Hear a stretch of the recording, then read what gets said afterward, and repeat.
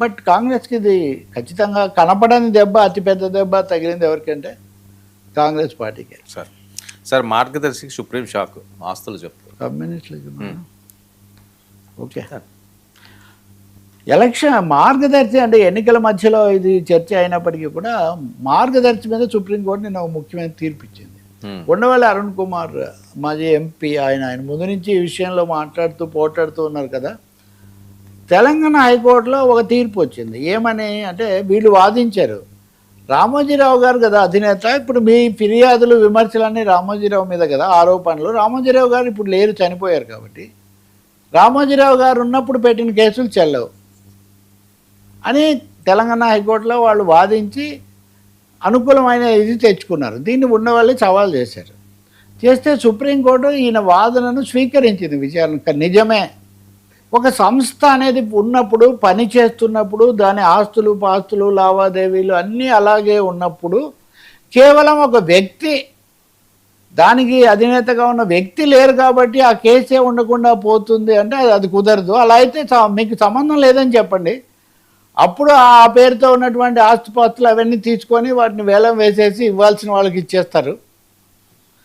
మీరు ఆస్తులు కాపాడాల్సి వచ్చినప్పుడు సంస్థ తరఫున మాట్లాడి, ఫిర్యాదులు వచ్చినప్పుడు మటుకు మాకు సంబంధం లేదు ఆయనకి అంటే ఎలా కుదురుతుంది?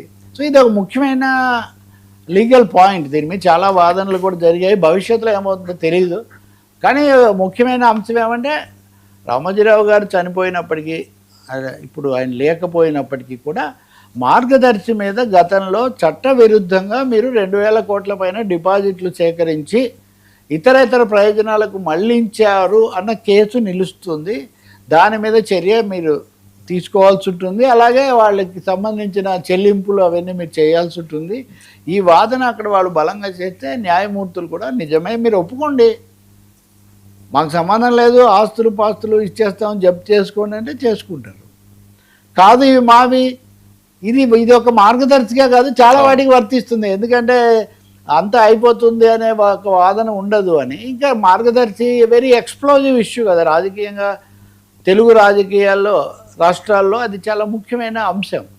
కాబట్టి బహుశా ఉండవల్లి దీన్ని మళ్ళీ ఒకసారి ముందుకు తేవటంలో ఆయన కృతకృత్యులైనట్టు కనిపిస్తుంది. మరి వీళ్ళు కూడా చివరికి ఏం చెప్తారు?